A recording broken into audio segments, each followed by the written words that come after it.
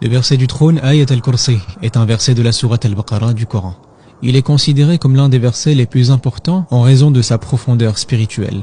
Ce verset met en lumière la grandeur et l'omnipotence d'Allah. Il affirme que notre Seigneur est unique, qu'il n'y a d'autre divinité en dehors de lui.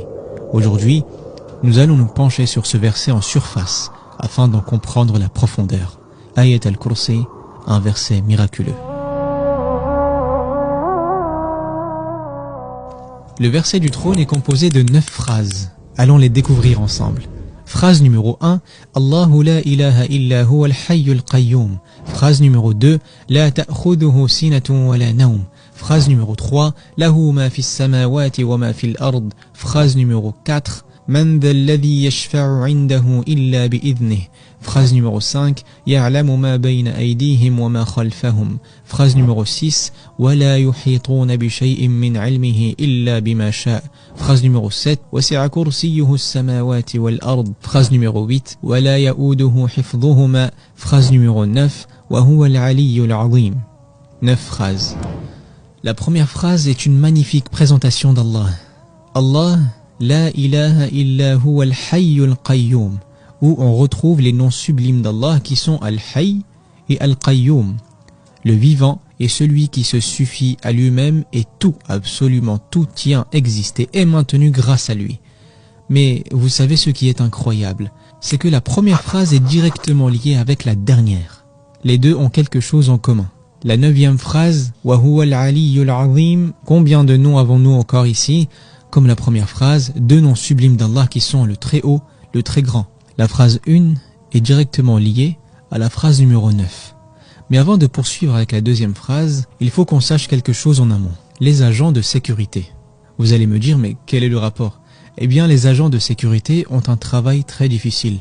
Rester parfois jusqu'à pas d'heure et à des horaires tardifs à regarder des caméras de surveillance. Dans les films, on les représente parfois en train de dormir devant les écrans ou à leur poste car automatiquement, dès lors que l'on surveille quelque chose, nous avons tendance à nous assoupir et à nous fatiguer. Allah Azza wa Jalla a dit à propos de lui-même dans la 2e phrase, La ta'khuduhu sinatun wa la nawm. Ni la somnolence, ni le sommeil ne le saisissent. Quand tu es fatigué, tu es dans la somnolence. Et ce qui s'ensuit s'appelle an-nawm, le sommeil. Allah n'est pas touché par ces choses. La phrase numéro 2 est encore étroitement liée à la 8e phrase du verset qui est Wa la ya'uduhu hifdhuhuma. La garde des cieux et de la terre ne lui coûte aucune peine. Garder, surveiller les cieux et la terre ne fatigue pas Allah subhanahu. Ni sina, ni naum ne le touche. Ce 2e verset est directement lié à l'avant-dernier subhanallah. Dans le verset numéro 3, il dit Lahu ma fis samawati wa ma fil ard. À lui appartient tout ce qui est dans les cieux et sur la terre. Avant de continuer, il faut qu'on comprenne bien la différence entre 2 noms d'Allah, Malik et Malik. Malik est propriétaire. Il y a cette notion de possession. Malik est un roi. Bien que la différence nous semble infime entre les 2 notions, il y en a bien une. Vous êtes propriétaire lorsque vous possédez quelque chose. Par exemple, si vous possédez un arbre, vous en êtes le propriétaire. Mais est-ce que pour autant vous êtes le roi de cet arbre? La royauté est le contrôle d'une population. La possession est le contrôle d'un objet. Il y a donc cette différence.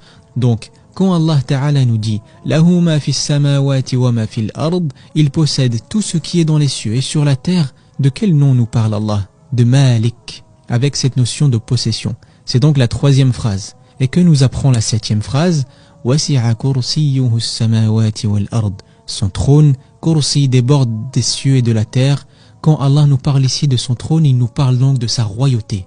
Ces 2 phrases sont liées et c'est un lien très fort que notre Seigneur a mis ici. Ce lien entre la 3e et la 7e phrase nous dit qu'il possède tout ce qu'il y a sur la terre, tout ce qu'il y a dans les cieux, et il en est le roi. La 4e phrase est « Man dha alladhi yashfa'u 'indahu illa bi'idhnih » Qui peut intercéder auprès de lui sans sa permission? Comprenons d'abord ce verset. Que veut dire intercession ici? Et qu'est-ce que shafa'a? Dans nos mots à nous, ce serait avoir des relations, avoir un agenda de personnes influentes ou encore avoir le bras long comme on dit. Par exemple, tu allais perdre ton travail, mais ton oncle est manager. Il intercède en ta faveur et c'est réglé. Le jour du jugement, c'est lorsque quelqu'un proche d'Allah vient implorer le Seigneur de te pardonner et d'avoir pitié de toi. Qu'Allah Ta'ala nous compte parmi ceux qui auront la shafa'a du messager d'Allah alayhi salatu wassalam. Cette phrase nous apprend que absolument personne n'a d'autorité sauf si Allah la lui donne. Retenez qu'il y a l'exception ici avec le mot arabe illa qui veut dire sauf. La quatrième est directement liée à la sixième où Allah dit وَلَا يُحِيطُونَ بِشَيْءٍ مِّنْ عِلْمِهِ إِلَّا بِمَا شَاءَ.